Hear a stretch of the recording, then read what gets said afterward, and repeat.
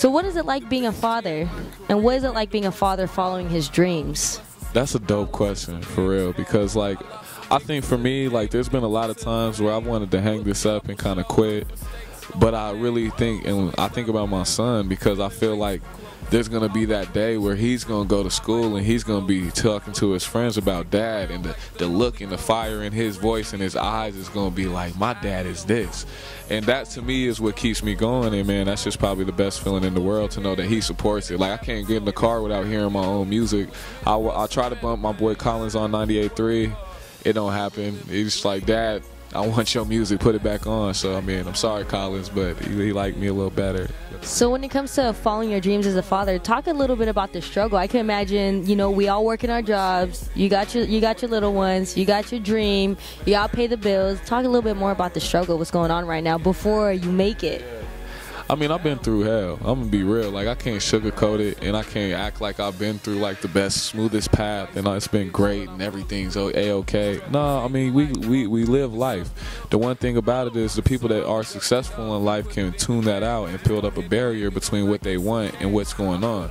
And it's one of those things where all the stresses, the bills, the time, like, you know what I'm saying? My thing is, I don't want to rob my children of that time. So I can't never get it back. So if I'm going to take that time away from them, I want to make it the most effective time I can make it. So chasing this dream and getting out there is all it's about. So my son is watching that. So no matter what my son wants, if he want to go play a violin, you know what I'm saying? But I bet you my son going to tell you he's going to be the best violin player in the world.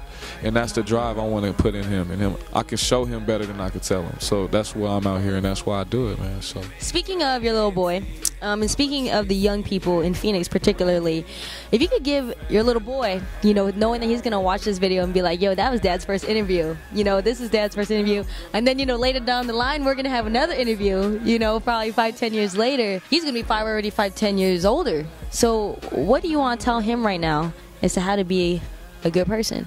This is something that I'm actually gonna push really heavy around the schools in Phoenix. Actually, be you, man. Like, be different. Like, if you don't dare yourself to be different, then what are you doing? Like, what are you here for?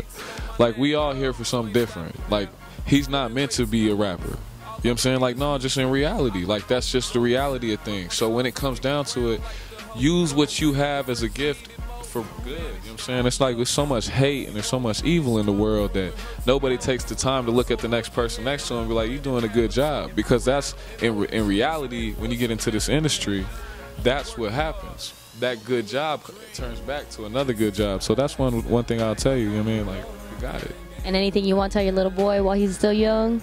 I really just want to tell him, like, be different, be great in everything you do, and never think that you can't do something, because that's just a word. Biggest pet peeve in the world is when somebody says I can't. I'll run out the room like, that don't exist.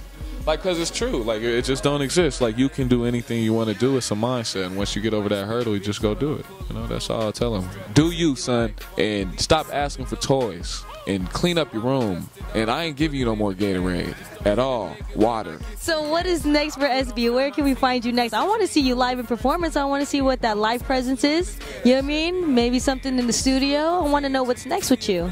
All right, so what's next for SB is actually, I have a CD dropping the 20th of September, titled 25. We're going to be on air at 98.3, so I need all of Phoenix to tune in. Also, I have a big project produced by Charlie Beeman coming late in the year. And then I got a barbecue. That's right. We got a barbecue, free barbecue, T-shirt giveaways.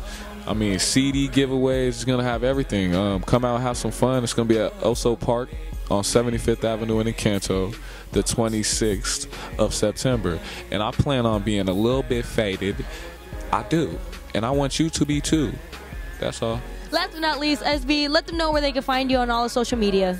You can follow me on Instagram at SB6, Facebook at just SB, ESBY, and then at Twitter _SB.